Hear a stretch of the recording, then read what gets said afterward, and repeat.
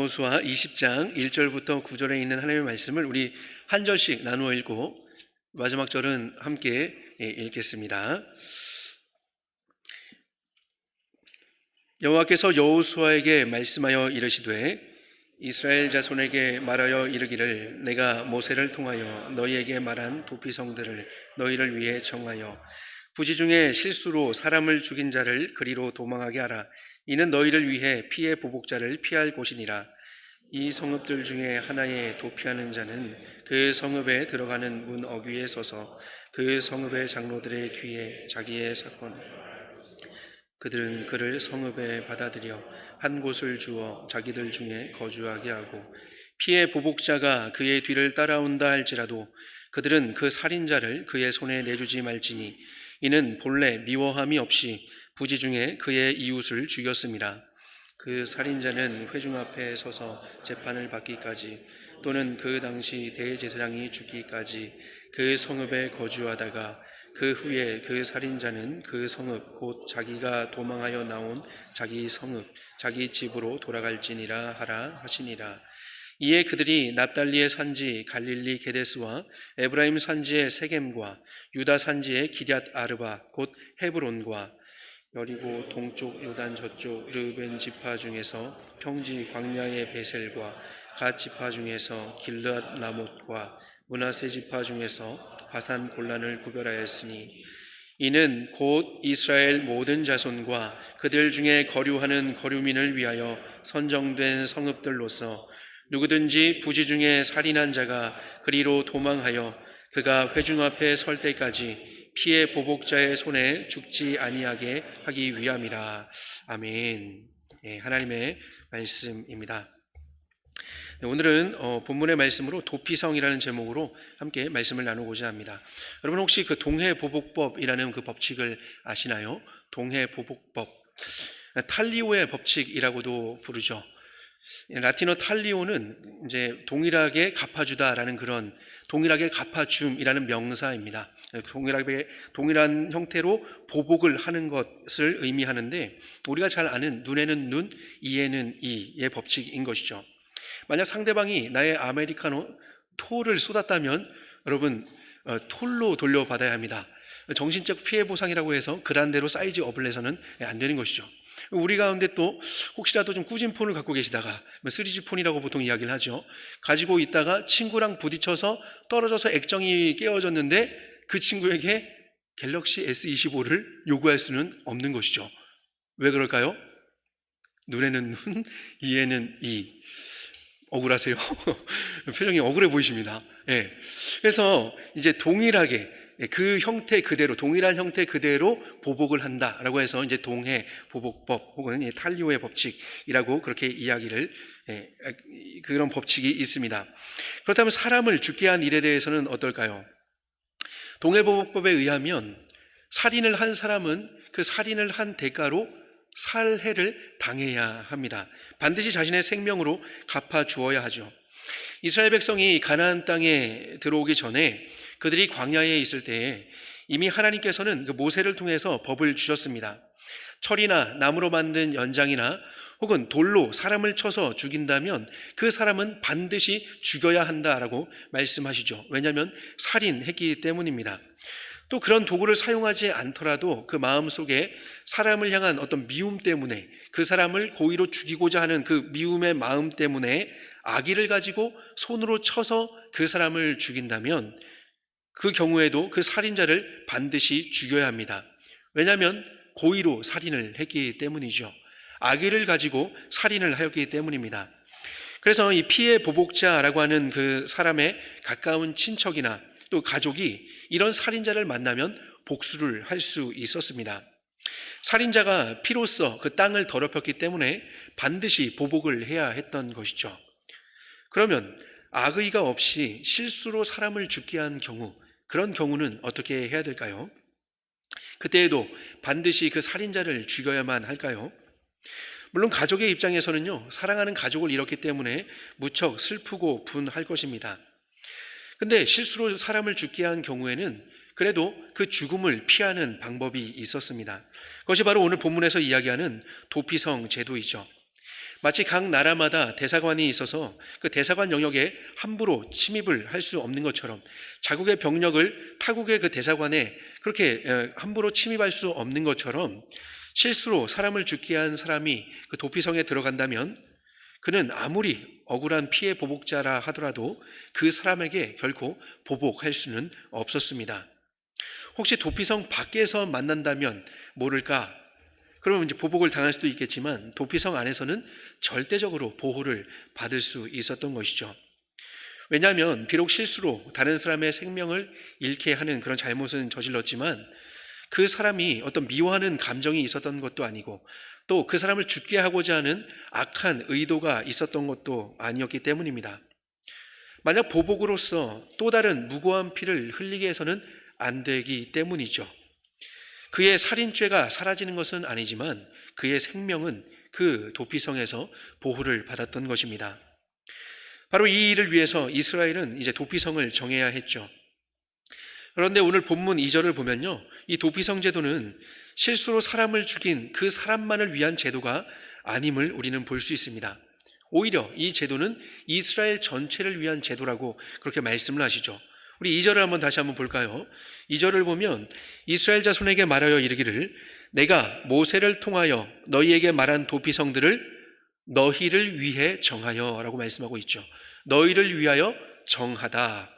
여기서 이제 정한다, 지금 이 20장에서 정한다, 구별한다 라는 단어가 나오는데 이 단어들은 다 이 여호수아에서 주로 나오는 주다라는 그런 단어입니다. 하나님께서 또 그들에게 땅을 분배하다, 땅을 또 주셨다라고 할 때 사용되는 히브리어 단어가 지금 동일하게 지금 이렇게 나오고 있어요. 하나님께로부터 받은 그 땅에서 도피성으로 다시 하나님께 이제 드리는 것이죠. 그런데 그렇게 드리는 이유는 그 부지 중에 그러니까 실수로 사람을 죽인 그 사람만을 위해서 정하는 것이 아니라 이스라엘 전체를 위해서 도피성을 정해라 라고 말씀하는 것을 오늘 우리는 보고 있습니다. 지금 이스라엘 자손들이 분배받아서 살게 되는 바로 이 땅은 하나님께서 그들에게 주신 땅이죠. 하나님이 주셨기 때문에 그들이 받았습니다. 분배를 받았습니다. 제비뽑기를 해서 그 가족의 수대로 또 이 지파대로 그 땅을 받았습니다. 그 땅은 하나님을 예배하고 또 섬기기 위해서 하나님이 당신의 백성에게 주신 땅이죠. 그렇기 때문에 그 땅은 하나님을 섬기기 위해서 거룩하게 지켜져야 하는 땅입니다. 하지만 부당하게 죽은 사람의 피는 그 땅을 더럽히게 됩니다. 비록 실수로 사람을 죽게 한 그 일이 유가족들의 입장에서는 매우 슬프고 억울한 일이죠. 그렇다고 실수한 그 사람을 보복하도록 그 피해 보복자에게 내어주는 일은 또 다른 부당한 죽음을 만드는 일이 됩니다. 그렇기 때문에 그 실수한 그 사람을 보호하기 위해서 이 도피성 제도가 필요했던 것이죠. 실수한 그 사람의 목숨을 보호함으로써 모두가 땅을 더럽히게 되는 그 일을 피할 수 있었던 것입니다. 그래서 그 사람의 생명 혹은 그 사람의 어떤 그 실수 그것만을 위해서 도피성 제도를 마련하는 것이 아니라 그 사람의 또 무고한 죽음을 막음으로써 그 땅을 유지하고 거룩하게 유지하기 위해서 이 이스라엘에게는 도피성 제도가 필요했던 것입니다. 그래서 2절에서는 너희를 위하여 이스라엘 자손들을 위해서 이 도피성을 정하라 라고 하나님이 말씀하시는 것이죠. 그래서 이 제도는요, 그 땅에 살고 있는 모두를 위한 그런 제도인 것입니다. 그럼 만약에 어떤 사람이 실수로 사람의 목숨을 잃게 했을 때 그 과정은 어떠할까요? 4절부터 6절의 말씀을 통해서 한번 살펴보겠습니다. 만약 어떤 사람이 실수로 다른 사람의 목숨을 잃게 하였을 때 그는 피해 보복자를 피해서 도피성으로 달려갑니다. 죽도록 달려가겠죠. 도피하는 자가 도피성 문에 도착하면 바로 그 문을 통해서 도피성 안으로 들어갈 수 있는 것이 아니라 그 문에 서서 장로들에게 자신의 사건에 대해서 진술을 해야 합니다. 장로들은 그 사람의 이야기를 듣고 나서 이 사람은 고의로 사람을 죽인 것이 아니다. 이 사람은 악의로 그렇게 사람을 죽게 한 것이 아니다. 실수로 그렇게 된 것이다 라고 판단이 된다면 그제서야 문을 열어서 그 사람을 안으로 들여보내줍니다. 그리고 성읍의 한 곳을 내어주어서 일단 그 성에 거주하게 하죠. 만약 죽은 사람의 그 피의 보복자가 찾아온다 해도 성읍에서는 결코 도피성에 이 사람이 들어온 이상 이 살인자를 그 피의 보복자에게 내어주어서는 안 됩니다. 그가 살인자이기는 하지만 5절 마지막에서 말씀하고 있는 것처럼 그가 그 죽은 사람을 미워해서 고의로 그렇게 악의를 가지고 죽인 것이 아니라 정말 그 뜻밖의 실수로 죽게 하였기 때문이죠. 물론 살인자는요, 그 성읍에 머물면서 회중 앞에서 재판을 받기까지 기다려야 합니다. 비록 성문 앞에서 장로들에게 자신의 그 실수에 대해서 이야기를 해서 받아들여지기는 했지만 그가 실수로 살인을 했다는 것이 이 회중 앞에서 더욱더 확실하게 밝혀져야 되기 때문이죠. 그리고 회중의 재판을 통해서 그가 정말 고의나 악의가 없이 실수로 살인을 한 일이 밝혀지게 되면 그는 집으로 돌아가는 것이 아니라 그 도피성에서 계속 살 수 있었습니다. 만약 그가 그 살인을 했던, 사람을 죽게 했던 그 일이 실수가 아니다라는 것이 밝혀진다면 어떻게 될까요? 그는 도피성에서 쫓겨나게 되겠죠. 그리고 밖에서 피해 보복자의 손에 보복을 당하게 될 것입니다. 하지만 이 재판을 통해서 그 회중들 앞에서 그가 실수로 그렇게 사람을 죽게 하였다라는 것이 확실하게 밝혀지면 그는 생명을 건지게 됩니다. 하지만 도피성에 감금되는 것과 마찬가지가 되는 것이죠. 그는 도피성 안에서만 생명을 유지할 수 있었습니다. 만약 그것이 싫다고 해서 자기 집으로 돌아가겠다고 그 도피성을 박차고 나간다면 그는 피해 보복자의 손에 죽어도 그것은 결코 불법이 아니었습니다. 비록 실수로 불미스러운 그런 일이 발생했지만 그 살인자는 도피성 안에서 살아감으로써 사람을 죽게 한 그 자신의 행동에 대한 책임은 져야 했던 것이죠. 그는 대제사장이 죽기까지 자신의 집으로 결코 돌아갈 수 없었습니다. 그런데 만약에 대제사장이 죽는다면 그는 그제서야 자신의 성읍, 자신의 집으로 돌아갈 수 있었죠. 일종의 어떤 복역을 다 마치고 출소하는 것과 비슷하죠. 그러면 왜 대제사장이 죽으면 그 사람이 자유를 얻게 되는 것일까요? 우리는 오늘 이 본문을 통해서 그 이유를 정확히 알 수는 없습니다. 다른 병행 구절들을 봐도 그것에 대해서 확실하게 알 수는 없지요. 하지만 이 이스라엘의 희생제사를 대표하는 그 대제사장의 역할을 생각해 볼 때 이 대제사장의 그 죽음이 이 공소시효의 어떤 그 만료의 역할을 했다라고 볼 수는 있을 것입니다. 대제사장이 죽은 후에 실수로 살인을 한 사람이 드디어 이제 도피성에서 나와서 고향으로 돌아가게 되고 그때 피해 보복자를 만나게 돼도 그는 피해 보복자에게 죽임을 당하지 않을 수 있었습니다. 왜냐하면 대제사장의 죽음이 그에게 자유를 가져다 주었기 때문이죠. 대제사장의 죽음이 그에게는 어떤 사면의 보증이 되는 것입니다. 그래서 그는 피해 보복자를 만난다 하더라도 도피성 밖에서 대제사장이 죽은 그 후에는 자유를 얻게 되는 것이죠.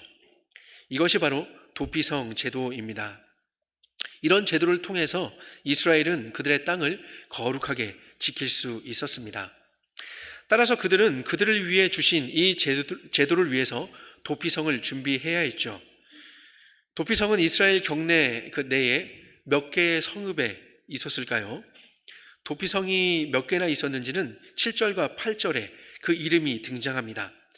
납달리의 산지 갈릴리 게데스, 에브라임 산지의 세겜, 유다 산지의 기럇 아르바는 곧 헤브론의 옛 이름이죠.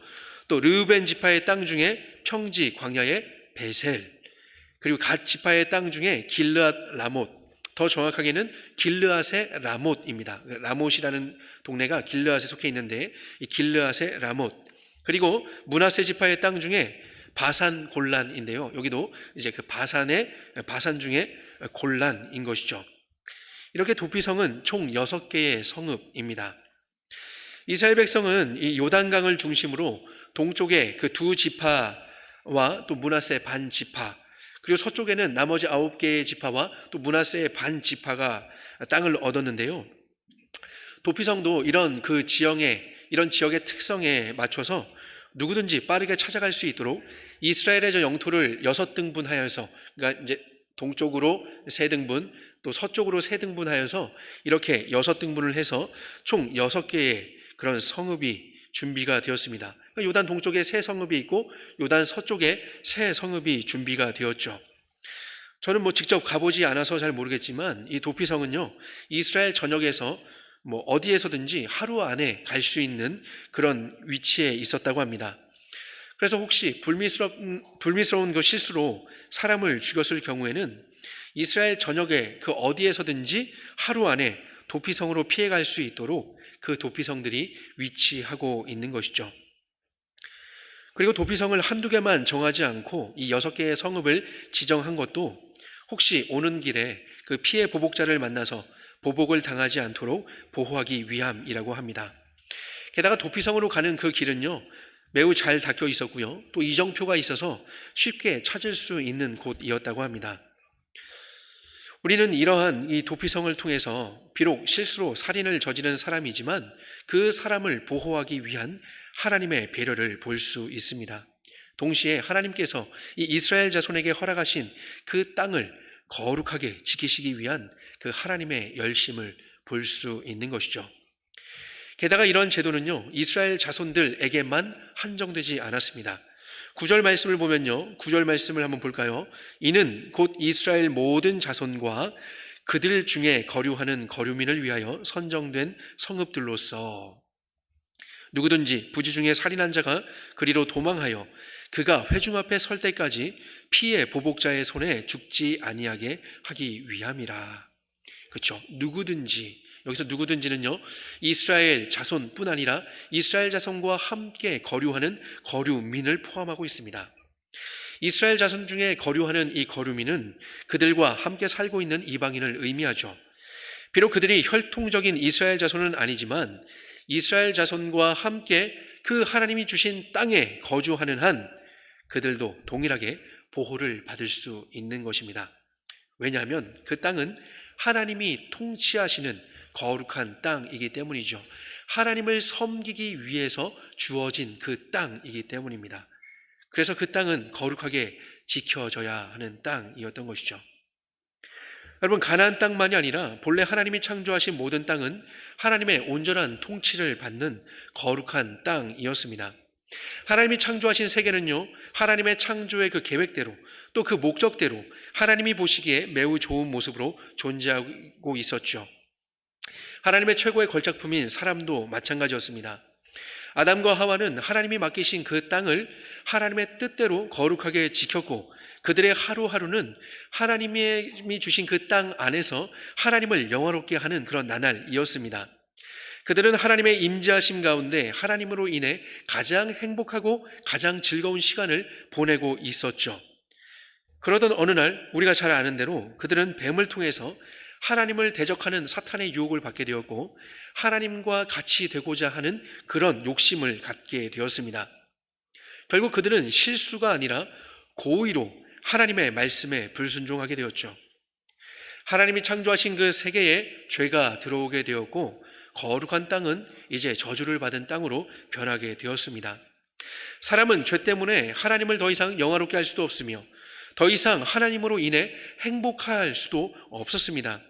죄의 욕심에 빠져서 하나님을 싫어했고 죄를 사랑하여서 고의로 죄를 지을 수밖에 없는 비참한 존재가 되어버리고 말았죠.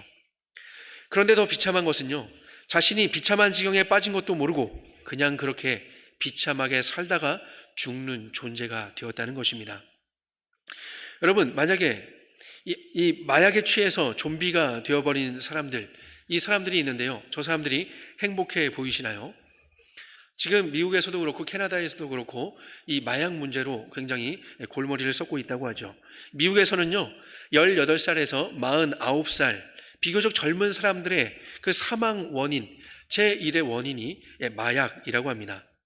마약 중독자들은요, 몸을 제대로 가누지도 못하고 정상적인 생활을 전혀 할 수 없는 중독 상태에 빠져 그렇게 죽어가면서도 마약이 주는 그런 쾌락을 가장 최고로 그렇게 여기죠. 그들에게 가장 큰 비극은 무엇일까요? 저들에게 가장 큰 비극은 마약으로 죽어가는 것이 저들이 느끼는 가장 큰 비극일까요? 저는 그렇게 생각하지 않습니다. 저희들의 가장 큰 비극은요, 마약을 더 이상 하지 못하는 것이 저들의 가장 큰 비극이겠죠. 정상적으로 생각해 볼 때 여러분, 저 사람들을 보면 저 사람들에게 가장 필요한 것이 무엇일까요? 여러분, 저 사람들이 행복해 보이시나요? 저 사람들이 지금 정상적으로 살고 있다고 그렇게 생각이 드시나요? 예, 잘 보이죠? 저는 잘 보여서. 예. 우리가 볼 때는 저 사람들이 정상적으로 살지 못합니다. 예, 그죠? 길거리에서 쓰러져 있고 밥도 제대로 먹지도 못하고, 지금 저 동네의 특징은, 필라델피아의 특징은 사람들이 다 좀비가 되었대요. 그래서 걷는 것도 걷는 게 아니고 사람들이 거의 반은 이제 눈을 감은 채로, 그리고 눕지도 못하고 저렇게 허리를 굽혀서 저러고 있다고 해요. 여러분들이 볼 때는 저것이 정상적인 생활이라고 생각하시나요? 만약 여러분들에게 이제 당신들은 이제 눕지도 말고 앉지도 말고 저렇게 수업을 들으세요, 저렇게 예배를 하세요라고 한다면 여러분 저렇게 하실 수 있겠어요? 아마 그러지 못할 거예요. 그죠? 저것은 정상적인 모습이 아닙니다. 우리가 정상적으로 생각해 볼 때 마약에 중독된 사람들에게 필요한 것은 무엇일까요? 마약일까요? 저들에게 필요한 것은 마약이 아니죠. 마약에서 떨어뜨려 놓는 것입니다. 그런데 중독된 사람은 그렇게 생각하지 않습니다. 오히려 이 마약에서부터 자기를 끊어내는 것, 자기를 마약을 하지 못하게 만드는 그것이 그들에게 고통을 가져다 준다라고 생각을 하는 것이죠. 왜일까요? 이미 마약에 중독이 되어 있기 때문이죠. 정상적으로 사고하지 못하기 때문입니다. 정상적으로 살아가지 못하기 때문인 것이죠. 마약으로부터 떨어뜨리는 것을 절대로 도움이라고 생각하지 않습니다. 저들을 만약에 어떤 보호소로 데리고 간다? 그들을 돕기 위해서 데리고 간다라고 이야기를 하지만 그들에게는 결코 그것이 도움이라고 여겨지지가 않는 것이죠. 오히려 그들이 마약을 계속 즐길 수 있도록 마약을 계속해서 공급해 주는 것을 그들은 아마 가장 큰 도움으로 여길 것입니다. 왜요? 마약이 주는 그 쾌락에서 벗어나지 못하기 때문이죠. 근데 여러분, 죄가 이와 똑같습니다. 자신이 죄의 대가인 죽음을 향해서 나아가고 있다는 사실도 잊게 만들고요. 지금 이 육체적인 쾌락, 지금 누리고 있는 이 쾌락에 취하게 만들죠. 죄를 너무나도 사랑해서 끊고 싶지 않도록 더욱더 큰 욕망을 만들어냅니다. 그래서 마치 이것을 계속하면 더 큰 쾌락을 얻을 수 있을 것처럼 유혹을 하고 고의로 죄를 짓는 것도 마다하지 않게 만드는 것이죠. 고의로 하나님을 부인하고 부정하고 하나님의 뜻이 어떠하든지, 하나님이 무엇을 기뻐하시든지, 거룩함이 무엇인지 그것과 상관없이 죄가 주는 그 달콤한 쾌락, 그것이 죽음을 향해서 나가는 것도 알지 못한 채로 그것에 빠져서 살아가는 것이 죄인의 모습입니다. 이것이 죄의 모습인 것이죠. 하나님의 영광을 위해서 지으심을 받았던 이 창조의 목적조차 잃어버리고 하나님과 원수가 되어서 이 땅에서의 그 쾌락과 이 땅에서의 즐거움이 전부인 것 마냥 살아가는 이 죄인들의 모습이 우리의 모습이 아니라고는 우리는 할 수 없을 것입니다. 고의나 악의로 살인을 한 사람은 결코 도피성에 들어갈 수 없었던 것처럼, 반드시 피해 보복자에게 보복을 당해야 했던 것처럼, 고의로 하나님을 미워하고 하나님과 원수가 되어서 하나님의 거룩한 땅을 더럽힌 우리 역시 하나님의 보복을 결코 피할 수 없는 그런 죄인인 것이죠. 그러나 하나님의 배려와 그 거룩을 향한 그 하나님의 열심은 도피성으로 나아갈 수도 없는 우리에게까지 임하였습니다. 죄인인 우리가 결코 도피성으로 나아갈 수 없는 그런 형편이기 때문에 완전한 도피성이신 하나님께서 하나님과 원수가 된 우리 죄인을 찾아오신 것이죠. 우리를 보복하여서 죽이려고 찾아오신 것이 아니라 도리어 생명을 주어서 살리려고 찾아오셨습니다. 대제사장의 죽음으로 그 살인자가 자유가 회복되었던 것처럼 우리의 영원하신 대제사장이신 그 예수 그리스도께서 우리를 대신하여 십자가에 달려 죽으심으로써 우리의 죄는 용서되고 완전한 자유를 허락받게 되었습니다. 우린 이렇게 예수 그리스도를 통해서 하나님의 배려를 받게 된 것이죠. 우린 이렇게 예수 그리스도를 통해서 거룩함을 회복하게 된 것입니다. 하나님께서는 하나님의 거룩한 그 땅을 거룩하게 회복하시기 위해서 예수 그리스도를 보내시기까지 우리를 살리려고 하신 것이죠. 우리를 위해 이 땅에 오신 예수 그리스도께서 우리의 완전한 도피성이 되심을 여러분은 믿으십니까? 우리는 믿어야 합니다. 그리고 우리는 믿습니다. 그분의 죽으심을 통해서 우리의 죄가 용서되고 더 이상 죄의 노예로 사는 것이 아니라 하나님의 자녀로 자유를 누리며 살아갈 수 있음을 믿습니다. 하나님의 창조의 목적대로 하나님을 영화롭게 하며 하나님을 섬기며 우리는 하나님을 예배하며 살아갈 수 있게 되었습니다. 약속대로 우리에게 보내신 성령 하나님께서 말씀을 통해 우리를 완전한 자유로 인도하실 것입니다. 비록 우리는 여전히 연약하지만 주님의 인도하심을 따라 계속해서 거룩한 땅을 살아가게 될 것입니다. 우리의 실력이나 우리의 능력이 아니라 예수 그리스도를 믿는 그 믿음으로 우리는 반드시 그렇게 살아가게 될 것입니다. 부디 성령께서 오늘의 말씀을 사용하셔서 우리의 심령 가운데 참된 도피성이 되시는 우리 예수님을 더욱 사랑하고 더욱 신뢰하는 그런 믿음 주시기를 소망합니다. 여전히 그리스도께서 우리의 도피성이 되신다는 이 사실이 믿어지지 않는 사람이 있다면, 그런 분이 계시다면 오늘 이 시간 이 말씀을 통해 도피성이 되시는 그 그리스도 안에 들어가 그분과 연합하는 그런 시간이 되기를 소망합니다. 우리는 그리스도 안에서 가장 안전할 것입니다. 우리는 그리스도 안에서 진정으로 자유롭고 행복할 것입니다.